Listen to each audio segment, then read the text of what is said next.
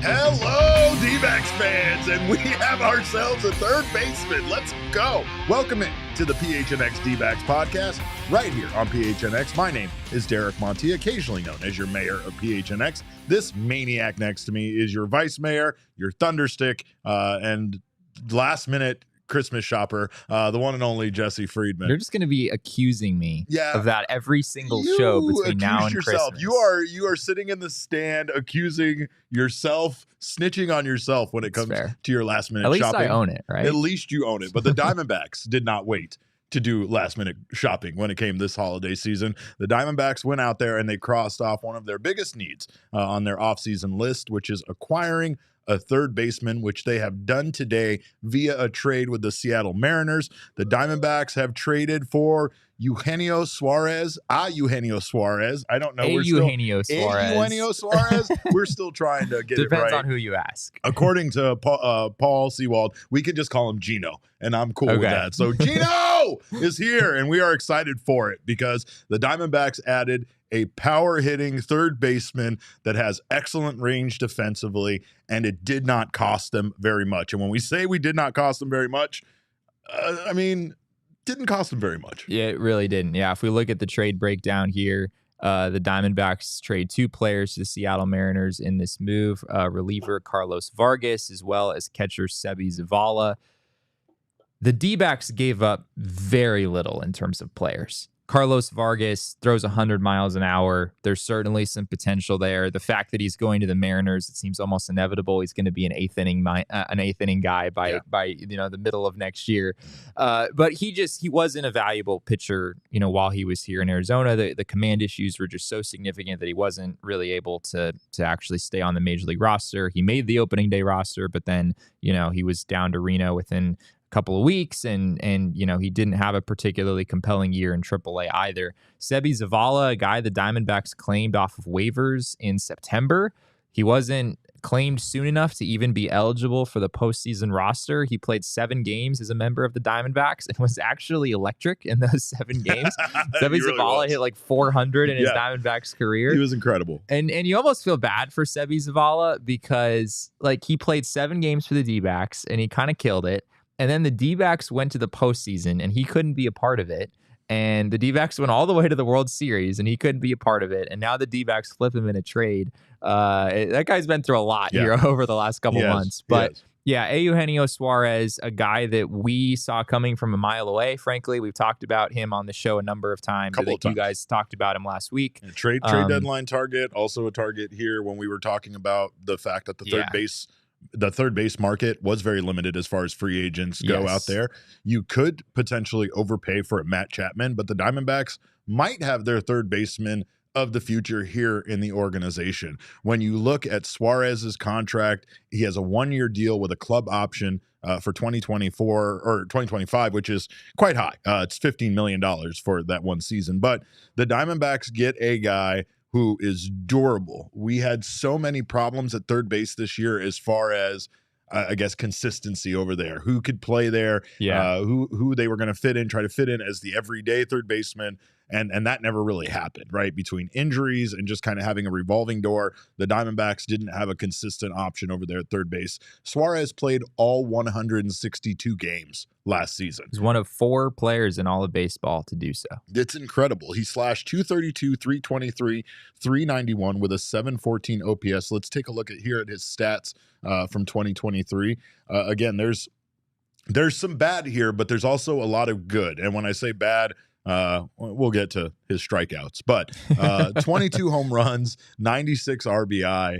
And again, just a guy that was absolutely there for the Seattle Mariners every single day with 694 plate appearances.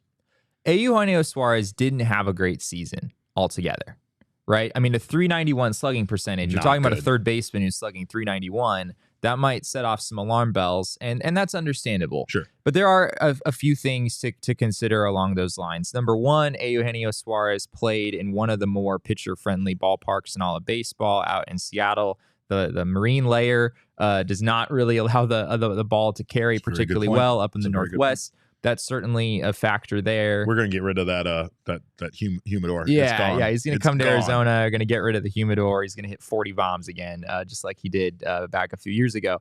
But yeah, he was essentially a league average hitter. He had a 101 OPS plus, a 102 WRC plus, so just a tick above league average.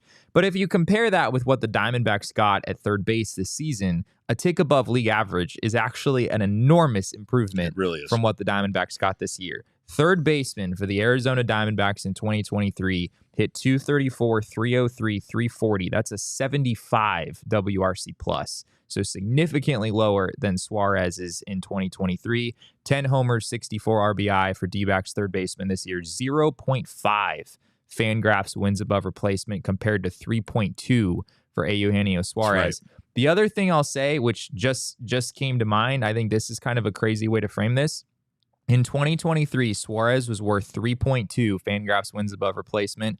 Matt Chapman was worth, I don't have it in front of me, but I believe it's about 4.5. Yeah. Matt Chapman's probably going to cost someone, 5 years and $100 and something million, or potentially even north of that. Getting Suarez for $11 million in 2024. It cost you Carlos Vargas and Seby Zavala. Yeah, I mean, $11 million. You're not even committed to 2025 if things don't work out, as you said earlier, with the club option. It just makes sense on every level imaginable for the Diamondbacks, even though, granted, Suarez is 32 and he's not quite the player that he once was. It really is one of those things, though, that it feels like it's a good fit because the Diamondbacks, as we have talked about, kind of needed more of a stopgap at third base more than a permanent solution. There are options potentially within the organization, and at least for this season, Suarez gives them the ability to explore those options and see what their future plan might be, but also have that club option should he come here and tear the cover off the ball. His outs above average was excellent. He had 11 outs above average. Yeah. His range is incredible. Connor Mormon said, but he's got those red dots on the Baseball Savant page. Defensively, that's where you see a lot of those red dots. He also has it in power. The downside there, he has -2 defensive run saves, so he's one of those guys that we've talked about. Yeah, the defensive metrics kind of disagree, but I still think there's good reason to believe that he took big strides forward defensively in 2023. We just spoke with Mike Hazen about this deal a few minutes ago, and Hazen talked a lot about how adamant he was to improve defensively during the 2023 season and how he expects that to continue once Suarez comes to Arizona. Of course, the Diamondbacks have a very good reputation defensively and have shown the ability to take guys who are maybe not great defenders and turn them into pretty good defenders when they arrive in Arizona. So that was certainly a part of this deal as well. Ryan Page says in the comments something I've seen for a couple of times from people. He said, what's this mean for Lawler?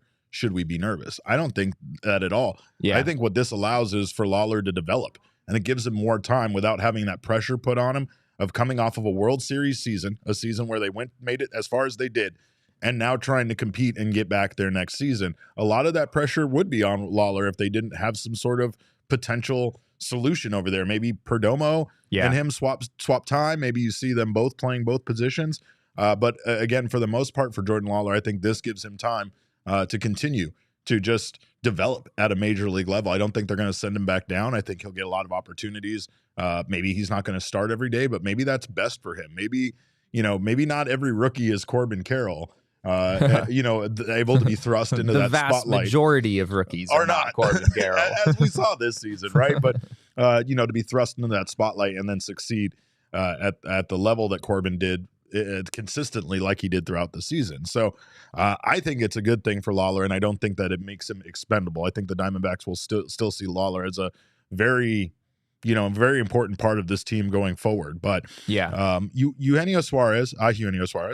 I'm not. I'm Hispanic, and I've never heard anybody called a Eugenio Suarez. But that's me. What Baseball Reference says. I know. And Baseball Reference would never lie about player pronunciation. Megaran has a name that we should use, or a song that we should use quite often on this show, where we say, "If my name's a little hard to pronounce, that's okay," right? So sometimes that happens with us. But the downside here with Suarez is that he did lead the American League in strikeouts and was just one single strikeout behind the unceremonious title of leading all of Major League Baseball in strikeouts. So the man is a free swinger, but of course that's a big reason why he has those numbers, has that power, and he's also a solid clubhouse guy, which the Diamondbacks are potentially losing 2 of their clubhouse leaders in Tommy Pham and also in Evan Longoria. So I think having some guy that is well liked, well known to have a good presence. We saw the tweet from Big Dad Energy, Paul Sewald, who already approved the trade very much so, was very excited to have Suarez here in Arizona. So it really does feel like this is an all-around win for the D-backs. Yeah, absolutely. And there is this uncanny connection between Mike Hazen and Jerry Dipoto that's getting kind of comical at this point, honestly. We were just talking the other day about how a year ago, basically right now, the Diamondbacks dealt Cooper Hummel to the Mariners and got Kyle Lewis in return. The biggest move the D-backs made at the trade deadline was bringing Paul Sewald to Arizona. I'm not going to listen to Aaron Hughes confirm how to pronounce it, by the way. Aaron, sorry, buddy.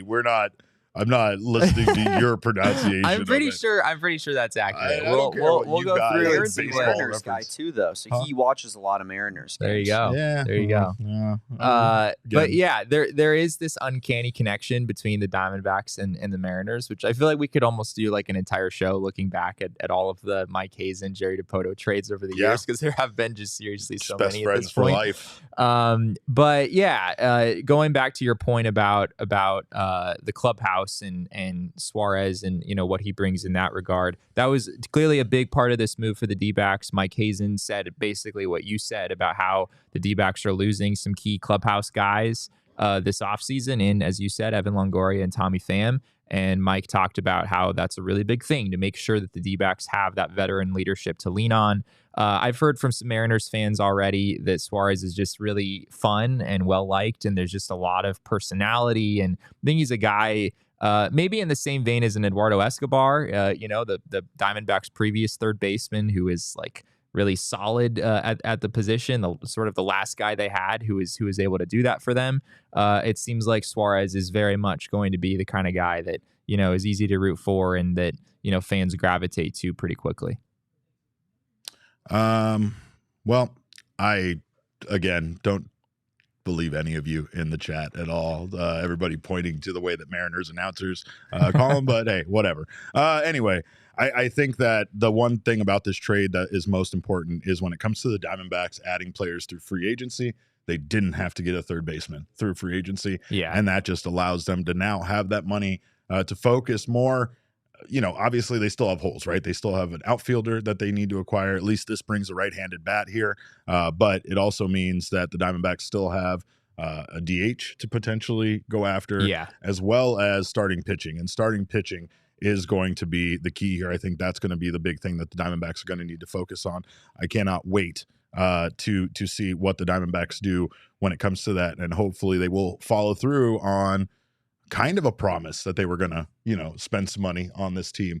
And if there's any one area that I feel like they should spend money based on the available players in that market, it's starting pitching. Absolutely. Yeah. And that's another thing that Hazen talked about when discussing this move, is that it sets up the Diamondbacks pretty well for the rest of the offseason. This is really early for the D-backs to go out and make a move like this, right? I mean, I don't think any of us had the D-backs finding their third baseman on November 22nd. We have a lot of free agents still to cover, you guys. This kind of well, luckily this was a category we didn't have a lot of. Yeah, we already talked about all of the free agents available at third base. I mean, we even talked about there were Suarez. 2 or 3 of them. Yeah, Suarez is absolutely one of those guys that we covered because we thought he would be a perfect fit. And based on his contract, based on what the Diamondbacks need, and based on the fact that they're not necessarily in a rush right now to get a long-term third baseman. They really just needed to fix their situation, and they could absolutely build on, this season of success by upgrading certain positions. Third base was one of their weaknesses last year. Yeah, and yeah, I mean, this is early for the D-backs to be going out and doing something like this. But when asked about that, Mike Hazen said, "You can't do 5 things until you do one thing." I believe that's an exact quote. He talked about how the D-backs have a lot of things to do this offseason, and sometimes when you have something available in front of you, you just have to go for it. And he also talked about Jerry Dipoto and how he's had conversations with Jerry Dipoto in the past where if you don't act pretty quickly, Jerry Dipoto might go a different direction. And he's talked about how this move might not have been on the table for a very long time had the Diamondbacks not pulled the trigger immediately. And, I think that's why we're here today talking about the Diamondbacks making another November trade, and this one being pretty significant. I mean, this was one of the biggest boxes for them to check this offseason, and they check it here on November 22nd. Gabriel Ferreira is getting filthy. He's saying Ohtani can fill all of our remaining holes. Get your mind out of the gutter, Gabriel. Going back a bit, we have a new Diamondbacks fan in Britt. I wanted to welcome Britt, who is a Seattle Mariners fan. She says she's going to be going out and getting a Seawall D-backs jersey soon. That's a great plan. That is a great plan. May I recommend the black alternate with the teal piping, because that's an absolutely gorgeous. It's a top jersey. 5 Diamondbacks uniform of all time. It absolutely. Speaking of that, Jesse, I'm updating my list, so there's going to be a new rankings list with all 4 of these jerseys somewhere in the top 25 because they're all better than some of those old jerseys. We're going to knock some of the end off there, but appreciate you guys, of course, being here. And to Britt, if you want to catch some Diamondbacks games, come on out. You can use the Game Time app. It's a great way to get your tickets, especially if you don't know you're coming and you just grab them last minute, because Game Time is the place for last minute ticket deals. It's also the fastest growing ticketing app in the country for a reason. You can snag the tickets without the stress with Game Time. Download the Game Time app, create an account, and use our code of PHNX for $20 off your first purchase. Terms do apply. Again, create an account and redeem code PHNX for $20 off. Download Game Time today. Last minute tickets, lowest price guaranteed. Of course, we want to thank you guys all of you Mariners fans, all of you Diamondbacks fans, everybody for being here. Of course, if you haven't subscribed to the channel yet, make sure to do so now. Sign up for notifications. That way you don't miss when any of our shows go live. Leave us a like, drop us a like. We know that Gabby Moreno always stops by to tell you guys to drop a like. But of course, if you're listening on the audio podcasting side, you don't get to see him. So I'll just describe him. He's very handsome. He's got both thumbs up in the air. He's telling you to drop a like, and he's telling you that this is the best. But if they're listening on audio, they can't even drop a like. Well, they can drop us a review, Jesse. A 5-star review. That's true. That might be better than a like. That might be your Christmas present to me is a 5-star review. Of course, make sure you subscribe on the audio podcasting side as well. Speaking of presents, speaking of giving gifts, the Arizona Lottery scratcher tickets are the best gift you can give. For all of you procrastinators out there, for all of you last-minute gift givers, what better way to make your loved ones happy than stopping somewhere and getting some scratchers from Arizona Lottery for everyone on your list? Scratchers start at just $1, and you can win up to $500,000. Can you imagine giving one of your family members $500,000? Actually, that would be kind of sad to give them that ticket and then watch them scratch it and win $500,000 and know at one point that ticket was in my possession. So maybe just scratch your tickets for yourself. Maybe just do that. Maybe be a little selfish and get some for yourself. Well, regardless, I mean, I would need something. You need something. I'm definitely, if you're winning $500,000 on a scratcher ticket I gave you, I'm definitely getting a cut of that. Oh, 100%. But of course, again, Arizona Lottery scratcher tickets, they just make it easier for you. So check those out. Go out and buy your holiday scratcher tickets today. I keep saying scritcher because that's what I say about my pets when I scritch them, but that's a whole other word. That's not even a real word. But go get your holiday scratchers today. Yeah, like I said, of course, Suarez just brings so much to this team and does, again, satisfy a huge need. There are some things that the Diamondbacks might not address, might not get around to picking up a player necessarily for, like a DH, but I don't think they could have done that given their third base situation for next season. And same thing, probably with outfielder as well as a starting pitcher.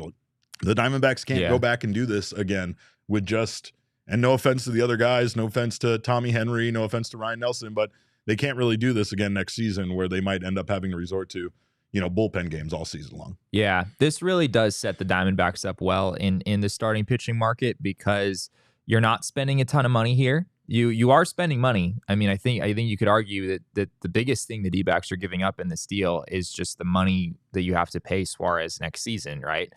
He's going to make $11 million in 2024, according to Nick Picoro of the Arizona Republic. The D-backs are paying all of that. The Mariners are not picking up any. Same story with the team option for 2025. That would be the sole D-backs responsibility, the D-backs sole responsibility if they were to pick that up. One thing we touched on earlier that I want to jump back to, strikeouts. Suarez strikes out a lot. Yeah. As you said, he struck out more than anyone else in the American League in 2023. And he was very close to striking out more than anyone else in all of baseball. That kind of makes sense in some ways why these two teams made this trade in light of that. The Seattle Mariners in 2023 ranked second in all of baseball in strikeout rate, 25.9%. You have Suarez. They had Teoscar Hernandez as well. They had a number of other strikeout-prone hitters. It was abundantly clear going into this offseason for the Mariners that they needed to cut down on strikeouts. On the flip side, I don't think any team is looking to add strikeouts in the offseason. I want to make that clear. But the Diamondbacks are one of the few teams in the big leagues that could add some strikeouts to their lineup and still be perfectly okay. Last season, the D-backs strikeout rate was 20.4%, which was the 27th highest in baseball. So the fourth lowest would be another way to frame that. The D-backs made a ton of contact in 2023, and Mike Hazen talked about this in the presser a little bit as well. And he said he still expects the D-backs to have a pretty a contact first approach, a pretty contact heavy lineup in 2024 and beyond. So the D-backs 27th, the Mariners second in strikeout rate. It makes a lot of sense why a guy like Suarez is going from the Mariners, a team that really needed to get rid of those strikeouts, to a team like the Diamondbacks that does have some capacity to absorb a little bit of that, given all of their other hitters and how much contact all of those guys make. Well, the Diamondbacks, like we said, still have a lot of progress to make as far as fulfilling that holiday wish list for their free agency and some of these positional needs that they have. But, of course, starting pitching, like we said, a big focus for this team, and Sonny Gray might be the option that the Diamondbacks pursue. At least it's an option we would like to see the Diamondbacks pursue because he was incredible in 2023. Let's take a look at Gray's stats here, and you can see for yourself one of the best in baseball. Yeah, he really was. I mean, 184 innings, a 2.79 ERA, a 1.15 WHIP, 2.83 FIP that backs up the ERA pretty dang well. Strikeout and walk numbers are pretty solid. Yeah, I mean, Sonny Gray's 34 years old, but he didn't pitch like it in 2023. And the fact that he is a little bit older does reduce the price tag. You're not giving, despite these numbers and how good they are, you're not giving Sonny Gray 7 years and $150 million. It's not going to cost that. MLB Trade Rumors has 4 years, $90 million, which generally MLB Trade Rumors I think is kind of on the higher end of things. I would be surprised if he got anything more than that. I think I've seen some people suggest something more like 3 and 65, something like that. Yeah, that seems reasonable. He's one of the top, like a guy who maybe he's not in the Yamamoto, Snell tier, but like he kind of could be. I think there's a case to be made that he is basically in the top tier of starters available this offseason. And he also is not going to cost nearly as much as some of those other guys. Granted, he's older and there's more risk there. But it makes some sense for the Diamondbacks, given that the commitment is not going to be as long and it's probably not going to cost as much either. He also only allowed 8 home runs in 2023, which is the fewest in his career with over 100 innings pitched. And he pitched over 100 innings by a significant margin. Yeah. Closer to 200. I don't know if he can do that again. I mean, 8 home runs in 184 innings. Especially in this ballpark, ridiculous. if he was at Chase Field. Yeah, I mean, Chase Field grades out as like a little bit pitcher friendly at this point. But yeah, I don't know if I see Sonny Gray being able to only give up 8 home runs again. But yeah, in this climate, In this dry climate? In this economy? In this economy? I don't know if he'll do that again, but throws a lot of pitches. He does have a big arsenal of pitches. He throws 6 different pitches. Yeah. I guess he's a little bit Merrill Kelly-esque in that sense. He throws a 4-seamer, a sweeper, a curveball, sinker, cutter, changeup. Yeah, he's good and very cool because he throws a sweeper. You throw a sweeper, you're very cool. And there's some legitimacy here in that regard because his sweeper is one of the best in the game. His sweeper had a plus 19 run value on Baseball Savant this year. Run value is basically just this Baseball Savant stat that just gives you credit every time something good happens when you throw a pitch. So it's on a pitch-by-pitch basis. And his sweeper was by far his most valuable pitch in 2023. And it also had a 41.3% whiff rate, which is very, very good. That is like an elite level whiff rate for an out pitch. And opposing hitters hit 0.97 against it with a 118 slugging percentage. So his sweeper was borderline unhittable this past year. A really big reason why he was as good as he was. I mean, his fastball average is about 93. He's not blowing guys away. I don't know if any of his other pitches would be viewed as like a plus pitch or anything like that. But he just kind of knows how to pitch. I mean, Sonny Gray's been in this league for a long time. He's had some ups and downs, but, by and large, he's had a really good major league career. And in 2023, he appeared to be still very much at the top of his game.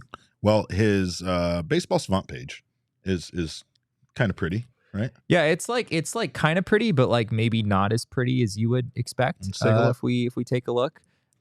His expected ERA was 3.69, so quite a bit higher than his actual ERA of 2.79. And a lot of the other numbers are kind of in the middle. His chase rate was 44th percentile. His overall whiff rate, I mentioned the sweeper, but his overall whiff rate was 48th percentile. His strikeout percentage was just a little above average at 24.3%. So yeah, he's one of those guys where it's like a little hard to look at this and think like sub 3 ERA for the next 4 seasons. I'm not sure that's what I would expect. But, even with some regression, like with how good he was in 2023, he can afford to regress a little bit and still be one of the better pitchers in the game.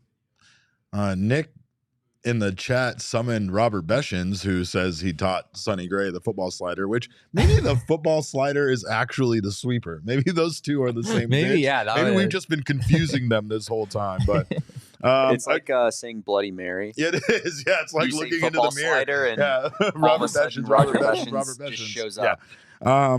But yeah, no, how did Sonny Gray get it done, though? I mean, is this one of those cases where this is a crafty vet, and even though those Baseball Savant numbers don't jump off the page at you, it was more about his ability, especially with that ground ball percentage rate being so high, such a stark contrast to the rest of his numbers?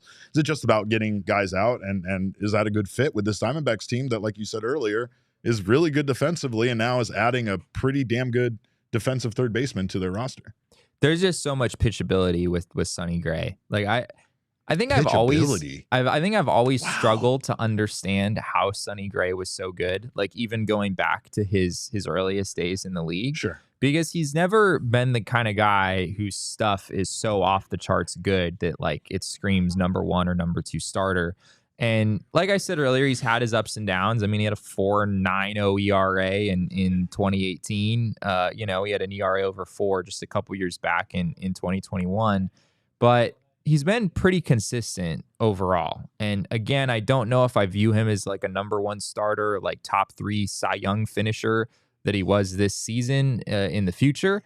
But I mean, if you bring Sonny Gray in to be your number 3 starter behind Zach Gallen and Merrill Kelly, that's one of the better rotations in the National League, one of the better rotations in all of baseball, I think, if the D-backs were able to pull that off. And again, the fact that this Suarez deal didn't cost the Diamondbacks any prospect capital, really. They're still very well equipped to trade for a starting pitcher. And it's only costing them about, $11 million in 2024. They still have some money to spend. As we said the other day, they have... entering the offseason, they had about $100 million on the books, including Madison Bumgarner. Mentioned that Gambo over on Arizona Sports said that he wouldn't be surprised if the D-backs finished or started the 2024 season with a payroll over 150. Let's go. Theoretically, that's maybe $50 million to spend, and you've only spent about $10 million of it. It does on paper leave room for a guy like Sonny Gray. And of course, the thing about this team is that the Diamondbacks kind of have different time frames, right? And I mean, you guys aren't going to like this once again, but we know there's the Zach. You're going to talk about the Texas Rangers being the World Series champion. I will not do that today. I will not. I will not go out of your way to talk about Zach Gallen's time frame on this team and the Texas Rangers being the current World Series champions. But you are going to talk about Zach Gallen's. Well, what I'm saying is that's your first timeline, right? Is that not your first timeline? And I'm not trying to say Merrill Kelly isn't going to be with the team longer than that, but Merrill Kelly's timeline isn't very long itself, based on his age and how many years he has left in the league. So I feel like there is different timelines here, and the Diamondbacks do have the ability right now to add guys like Suarez, add maybe a Sonny Gray, and have that fit this shorter timeline that the window is open now. They saw their abilities to make a run in the postseason, and they can add to this team and improve it and hopefully get back to the postseason multiple years. And part of that would be maybe some shorter term deals, like a 3-year deal with Sonny Gray, like this 1-year deal with Suarez. And that can be enough to, at least get them to that next timeline, which is this younger generation of players, which we are going to talk about tomorrow in regards to what this Diamondbacks lineup is going to look like in 2027, which why not? That's a fun thing to do on Thanksgiving. But again, there's just a lot of things to like about this. I think someone gave a super chat. Can we roll back up to that because it was a good question? Bees asks, is this show anti or pro Bellinger? There's no in between, Derek. There is Pick no your in side. between. Well, I'm anti what Bellinger is going to cost, but I'm pro Bellinger coming back to the Diamondbacks. I just think that's not. The Diamondbacks right now need to build on what they currently have and not kind of reconstruct. And I don't think that that's a need. I would much rather see them spend that money elsewhere. But I'm not against Cody Bellinger coming to the Diamondbacks. I think that's an amazing story. I think he's an incredible player. And I think that he really has a lot of value. He's worth the money some team's going to pay him. But I just don't think. That's where I don't think so? Yeah. No. Few baseball players are worth the kind of money that Cody Bellinger is going to get, right? Like, it's hard to justify sometimes paying as much money as some of these guys at the S tier in free agency are going to get, including even, Shohei Ohtani, right? So it's hard to spend that much money on anybody and see if they, actually can contribute back to the team that value. But I just think it makes no sense for the Diamondbacks. Yeah, frankly. It does. It really does. Like if you add Cody Bellinger to the D-backs and money was a non-factor, like, sure, it's great. I mean, he would make the team better. I'm not saying he would make the team worse, but it doesn't make any sense on paper. Number one, Cody Bellinger bats left-handed. The D-backs don't really need more left-handed hitters right now. Number two, his two primary positions, oddly enough, are center field and first base. Center field, you've already got Alec Thomas. That doesn't really make sense to move Alec Thomas somewhere else. He would not be nearly as valuable a player if you put him in right field or left field. Christian Walker is already your first baseman, right? You ain't moving him anywhere. And like, if you were the D-backs and you were actually willing to fork over this kind of money, you 1,000,000 times out of 1,000,000 would do it for a starting pitcher, not for a center fielder, first baseman who hits from the wrong side of the plate compared to what you need. You're absolutely right. And there's also the fact that I'm not totally sure that the way that Cody Bellinger broke out in 2023 is fully sustainable. I think he had a great year. I think he took some big steps forward. But yeah, of all the free agents who are going to make a lot of money this offseason, if I were in a front office, I would have someone else give Cody Bellinger the $200 million. At least for the Diamondbacks. Yeah, and especially given the Diamondbacks' needs and whatnot, it doesn't make any sense. I don't know if we addressed this, but Suarez is also a right-handed bat. So that's something the Diamondbacks very much needed, which is another reason why he's such a perfect fit for this team. But if you want to talk about perfect fits, maybe we could talk about some of these shirts we have in the PHNXlocker.com because they are all a perfect fit. You can go get yours right now. We got a very special Black Friday sale coming up that you guys absolutely cannot miss out on. So make sure. We're twinning right now with our PHNX We are shirts, twinning, and that's the reason why I left my sweatshirt on, is so that I am never dressed the same as Jesse Friedman, because I have a reputation to uphold, is basically what I'm trying to say. And I'm not throwing shade at Jesse in any way when it comes to that, but maybe I actually am. So go out, get yourself a PHNX Locker shirt, PHNXlocker.com shirt. You can also get yourself the Die Hard membership, which will get you a shirt for free. But check this out, Black Friday, up to 90% off.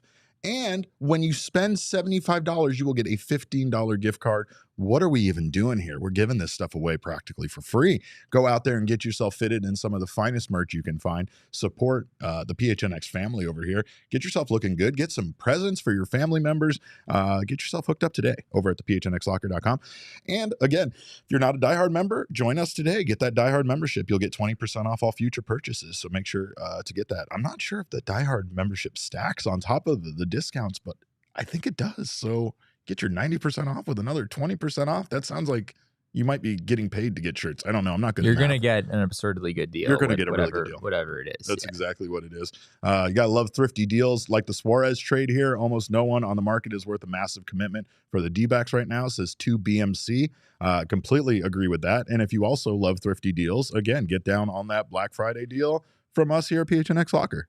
That was a great transition to BMC. You and Jesse right now, just with the assist, with the alley-oops. Also, check out our friends at BetMGM Sportsbook. Of course, if you want to have more fun watching sports, especially football, college basketball, all of that right now. You can also get your future bets on MLB and so much more through their Sportsbook mobile application. And if you use our code of PHNX right now and sign up, you will get $200 in bonus bets instantly, regardless of your wager, outcome of your wager, simply for betting $10 at a standard odds price on a qualifying bet. Just go to the BetMGM Sportsbook app on iOS or Android or their website at betmgm.com and sign up with our code of PHNX. Deposit $10 into your newly created account or more, and then place that $10 bet or more on a standard odds price bet. Once you have placed a qualifying bet, you'll receive $200 in bonus bets regardless of the outcome of your wager. And of course, great way to get down on some money.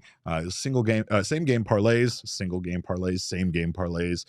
They are the best way for you to make some money. Of course, do what I do. Go with the safe bets, but add some legs on there. The more legs you add, the more money you can win. And of course, you can keep it on the safe side, make yourself some money. Don't let anybody tell you how to use the same game parlay option over there. You do you on the BetMGM Sportsbook app. But again, sign up and use our code of PHNX. Place your first sportsbook wager through the mobile application of at least $10. You will receive $200 instantly in additional winnings, regardless of your wager's outcome.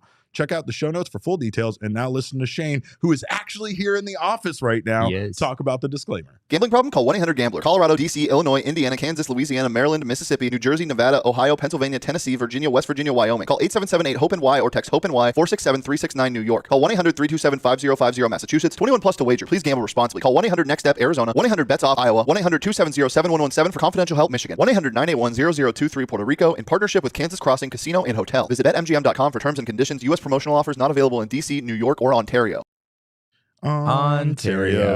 Shane is not happy about this trade.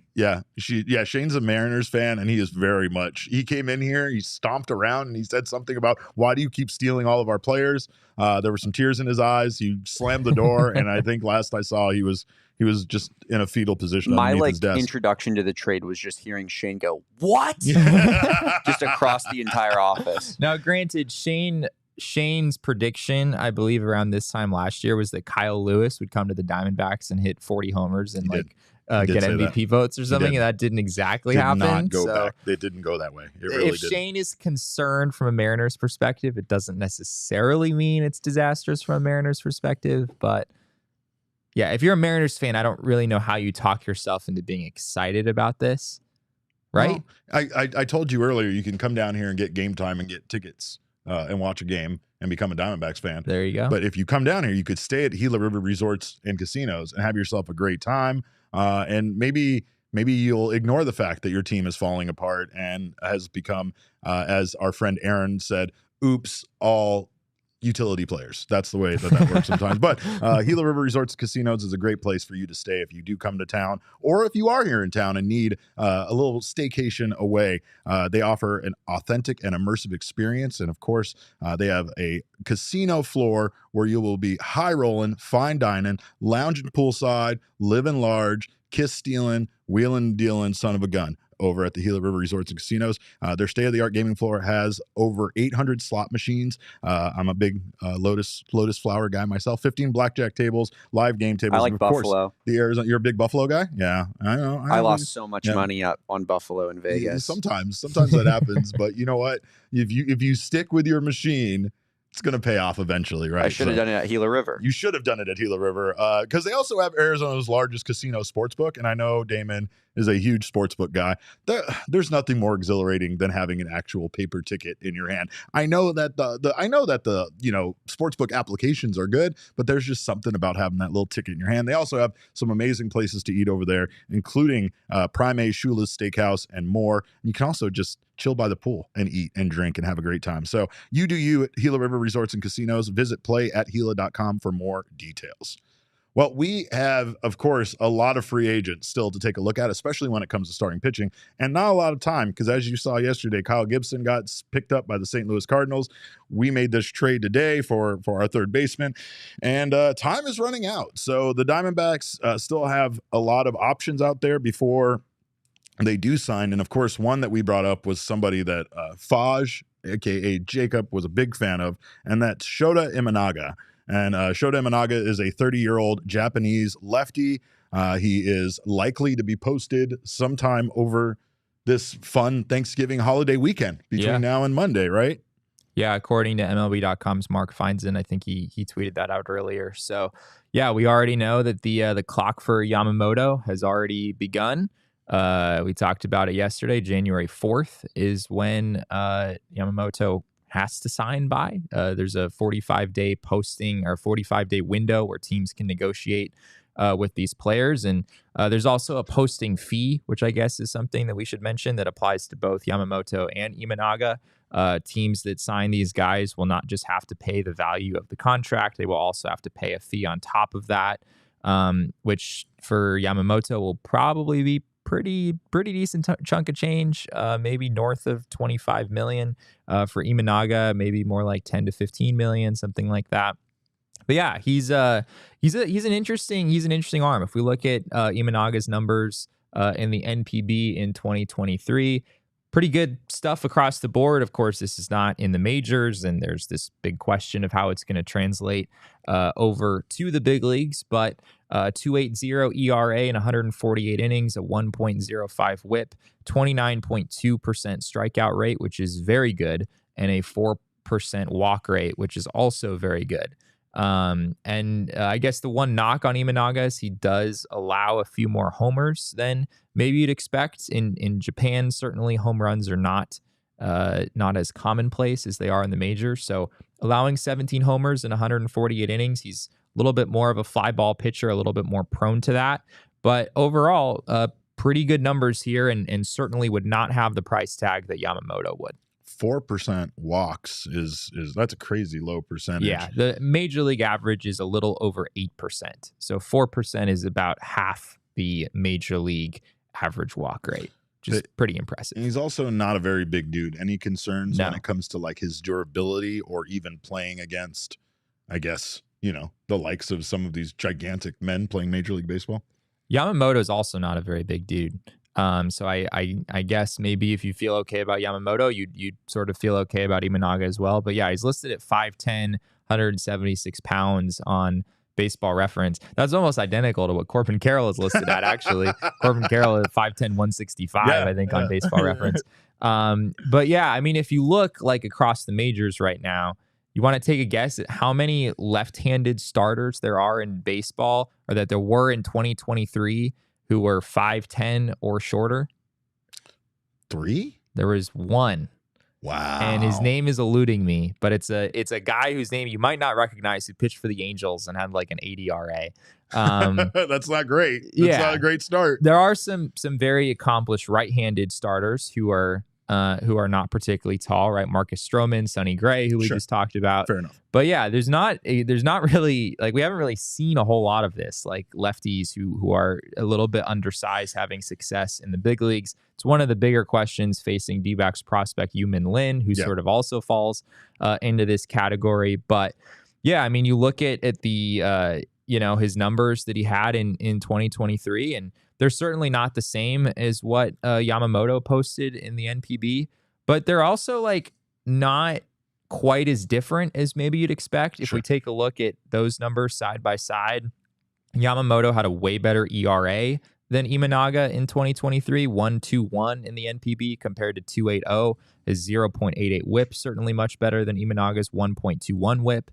But I think that's supposed to be 1.05. So not quite as big of a gap there. But if you look at the strikeout rate and the walk rate, Imanaga actually had a higher strikeout rate than Yamamoto, 29.2% to 26.6%, and a slightly lower walk rate, 4% for Imanaga compared to 4.4% for Yamamoto. So you look at those numbers and like that's pretty compelling. Strikeout and walk rates are at least a pretty big part of how I like to evaluate pitchers, and the fact that Imanaga has a higher strikeout rate and a lower walk rate, or at least he did in 2023, that's pretty interesting. Yeah. Maybe the difference between these two guys isn't quite as big as I think, what the Most public people think, perceives right now. Yeah. But meanwhile, Yamamoto most likely will receive a much more lucrative contract. Yeah. Than Way more. Imanaga. And Imanaga could be that guy that fits into this Diamondbacks rotation in a great way.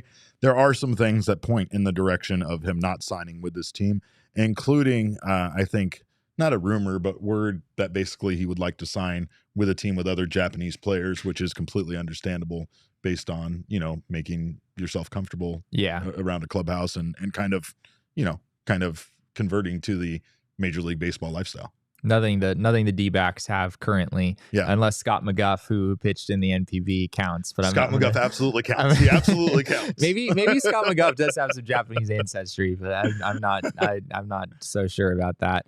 MLB trade rumors predict 5 years, $85 million. Yeah, which for a 30-year-old, that's not terrible, especially if he can put up those kind of numbers that we just took a look at.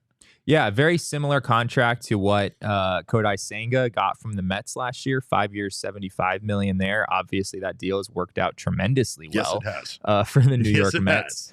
Tremendously well. Yeah. I can't really emphasize that enough. Senga, if you're curious, last year in the NPB had a 1.94 ERA, so somewhere in between Yamamoto and Imanaga. Almost an identical whip. Yeah, a very similar whip to Imanaga at 1.06, but he actually had a lower strikeout rate than Imanaga in the NPB, 27.5% last year for Senga in the NPB, and he had a walk rate that was about twice as high or double that of both Imanaga and Yamamoto at 8.6%. So, yeah, I mean, I don't think that Senga and Imanaga should be viewed as being on two completely different planets or anything. Sure. Sounds like they're probably going to get a roughly similar investment from a team. And yeah, I don't know if I would expect Imanaga to get Cy Young votes like Kodai Senga did, but I think there's some solid evidence here that he's not just like a number 5 starter, number 4 starter, which I feel like is a lot of what I initially heard about Imanaga, especially compared to Yamamoto. KW3135 solved the problem easy. So we'll just sign Imanaga and then sign Yamamoto. Simple.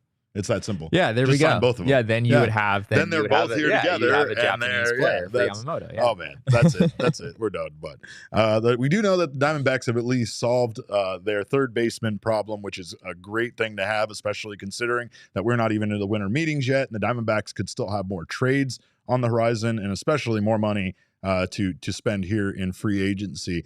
But we do have a clip here before we go of Mike Hazen commenting on bringing Eugenio Suarez over, and I know you were in this media availability. Yeah, this was Mike's initial comments on why the Diamondbacks made this move.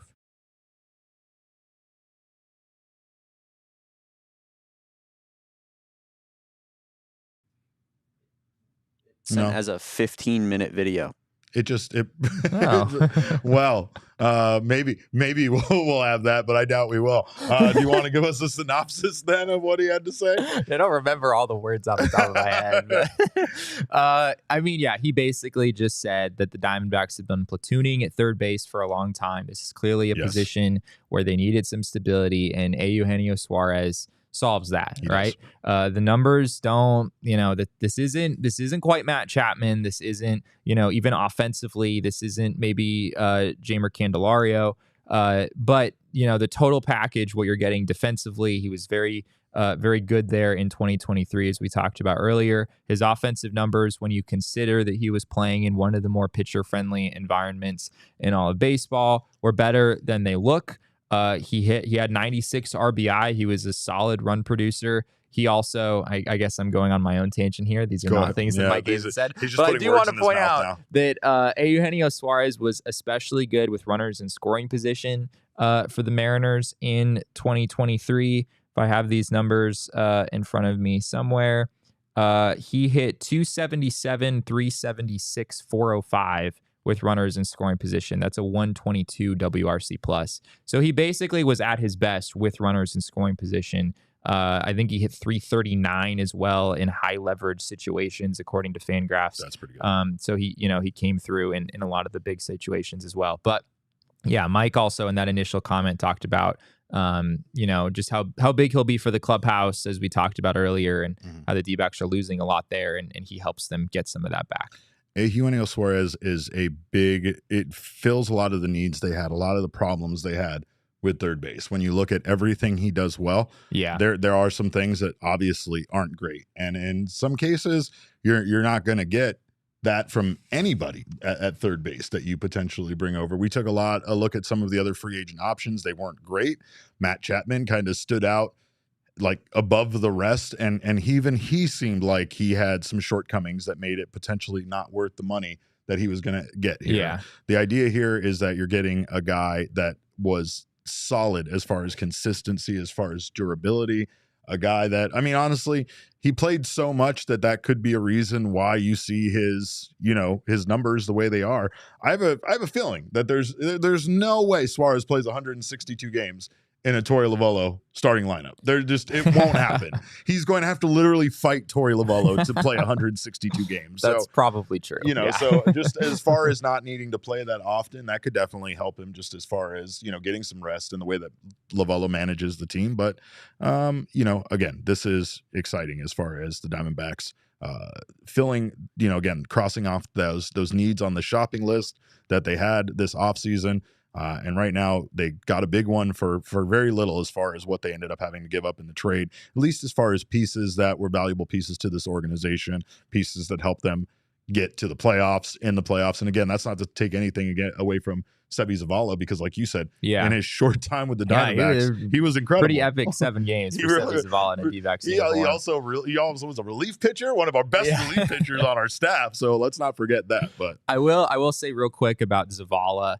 I think Zavala was slated to be a fairly important part of the D-backs catching depth going into the 2024 season.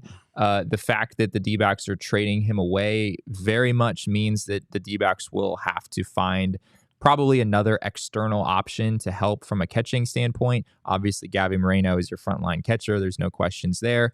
But yeah, when Mike was asked earlier today about who he sees kind of competing for that backup catching role and providing that depth for the D-backs, he said Jose Herrera, of course, as well as honestly an external option. So I would expect the D-backs to go out and try to find a catcher to maybe replace Seby Zavala, add a little bit more depth at that position. Interesting. Well, we know they're not done yet, so keep it locked right here, and we will have more. No matter if we are in the middle of eating turkey, we will break away for an emergency podcast. You hear Damon? Mike Hazen did promise today in this session with the media that he would not make a trade between now and tomorrow. He said that he has a lot of cooking to do. What a decent. See, we told you these are decent guys. Look, do you want an organization that doesn't care about your turkey that you had to brine or cook or deep fry? No, you want a GM that cares this much about your happiness on Thanksgiving. Do you remember? We should all be thankful for that. Do you remember last year when, every Friday evening, the Diamondbacks made a trade or free agent right signing. After we wrapped this show, pretty much. Yeah, it was 3 p.m., 4 p.m. Right. Yeah, right. So Mike might not have a whole lot of regard for our Friday nights, but he does want us to be able to spend Thanksgiving his press conference was at 1 p.m. It's like he specifically forgot when our show was on. That's fair. He needs to work around our schedule. He really more, does. But at least we're expecting to have Thanksgiving to ourselves. So, we're thankful for that. Do we have it now, Damon? What do we got? Do we have the clip from the press conference? Yeah, I think so. Why not? Let's get it in there before we go. Why not? We have been looking for an everyday third baseman. We feel like this is a guy that adds a power element, good defender, everyday player at a position that, as you know, we've been platooning for a few years now. I think it adds a little stability to that spot. And an incredible clubhouse guy. Obviously, we lost some of our really good clubhouse guys at this point after the season via free agency. And we feel like he's going to step into part of step into that role. But this is somebody we've liked for a long time, and we feel like it's a natural fit given what our team's looking for. Couldn't agree more, Mike. Couldn't agree more. Well, that's all we got for you guys. Of course, first of all, make sure that if you need any last-minute Thanksgiving Day options for your family get-together, you stop at Circle K, because you might not be able to get a turkey or green beans or whatever, right? But they just sold their last Thanksgiving turkey. Darn it. You're out of luck. But you could grab a whole bunch of hot dogs from the roller or whatever you need over at Circle K. It's America's thirst stop, so bring a bunch of Polar Pops for everybody in the family. I don't know. I feel like Circle K is where you go before Thanksgiving to like kind of tide yourself over a little bit. That's a great because you call. can't That's like a great people call. say you should just fast entirely until the Thanksgiving You meal, can't do which that. I think is just absurd. Because you have don't to know eat when it's something going to in the be. morning. They're going to tell you 3 o'clock, which is a crazy you're time to eat not dinner. going to eat at 3 You are o'clock. not eating at the 3 o'clock. turkey's going We in the both know oven that. at 3 o'clock Yeah. is what they mean. Yeah, absolutely. Absolutely. So get some taquitos or some chips or something in you over at Circle K. Of course, you can get down on their Inner Circle membership program, and you will save money on all those snacks and all that delicious stuff. They'll send you coupons for stuff for free. You'll get a buy 5, get a 6th one free on a selection of Circle K snacks, including those ice cold fountain drinks, pizza, and so much more. You can also save 25 cents off per gallon if you are going on the road to wherever you're going for Thanksgiving. So make sure to stop by Circle K and sign up for that Inner Circle program for free by downloading the Circle K app today. Terms and conditions apply. Participating locations. Visit CircleK.com for details. And of course, with Black Friday right here, right now, we know that it's time to get good gifts. And there is no better gift than giving your loved ones the gifts of eyewear and making sure that you're caring for their eyes with Shady Rays sunglasses. You can get down on their Black Friday deal right now. You get yourself a pair of sunglasses, get one for your loved ones. There's nothing wrong with that. There's nothing wrong with also shopping for yourself during this time of the year, because Shady Rays offers the most insane protection in all of eyewear. They are backed by their lost and broken replacement plan, which says if you lose or break your pair, even on day one, they told us they will send you a brand new pair, no questions asked. I've tested this policy, and I can confirm that it is that good. It's that easy. Jesse definitely wanted me to be shamed more by the company for losing my sunglasses, Naturally. but they did not. They did not agree with Jesse. They did not shame me at all. They sent me out a brand new pair, no questions asked. If you don't love your Shady Rays, you can exchange them for a new pair. Get your money back within 30 days. Again, no risk at all when you shop, whether it's online or at their location here in town at Kierland Commons. Shady Rays is currently in their biggest sale of the year for Black Friday. Don't miss out on the best deals for shades, snow goggles, and prescription sunglasses. Go to shadyrays.com and try for yourself the shades rated 5 stars by over 250,000 people. Mark says you need to shower in cranberry.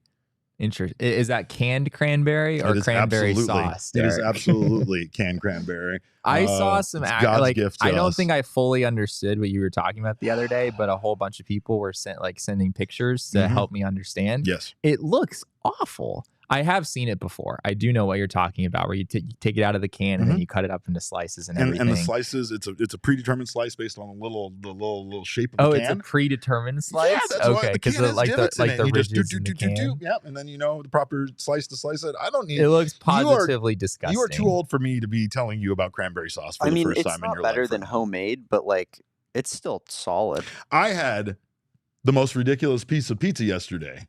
I saw you. I think you posted that on Twitter. Had turkey, had mashed potatoes on it, which were exquisite. Had stuffing and had a little drizzle of cranberry sauce. And Jesse, let me tell you, I was reluctant. I was hesitant.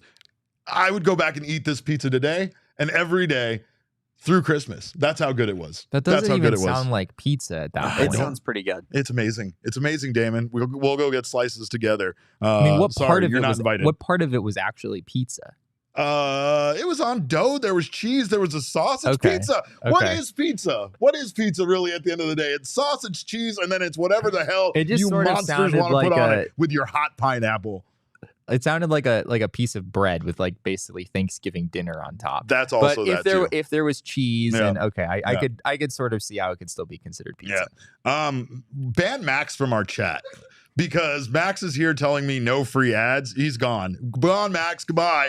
Gone. Banned from the chat. Banned from the yeah, channel. he's banned from the chat. No more of that. Ban him from the chat forever. I don't ever want to see him in from here. the channel Get permanently. free. Did I even say where to pick up the pizza? No, I just said this pizza existed. Did I not give away an ad? I've gotten good at this, Max. How dare you say I'm giving away free ads? But anyway, we thank you guys for stopping by. We hope you all have a wonderful Thanksgiving. We will, in fact, be back tomorrow. Allegedly, we're not actually going to be here. We're just going to be here. We're just pulling the curtain back. Yeah, we're just recording right after we do this show. But we will be here with you on Thanksgiving, and I got to give it to our guy. Go back. We got a super chat that I didn't address. I think, Damon, if you don't mind, our guy Haas. Thank you, Haas. He says, "Are we getting an emergency food coma pod tomorrow? I will be working and will need entertainment." We got you, my guy. We will be back here at 1 p.m. So make sure to join us. We're going to make comparisons of Diamondbacks players, who would bring what at Thanksgiving. I know we got to do that for sure. Yeah, but if you need if there's some family drama and you're not really feeling the Thanksgiving meal around the table tune thing, out and join us. Then or you could do like the one headphone thing where you just like have our show in your pocket. That's a good move. That's a good move. Kind of be half in, half out. I dig it. But appreciate you guys. Of course, you can follow us on Twitter. I'm at cap_caveman with a K. Jesse is at Jesse N. Friedman. The People's producer, Damon, he is at Damon Dog. That's DAWG. We are Damon's dogs. Arf, arf. Bark, bark. Why do you always have to be difficult? God.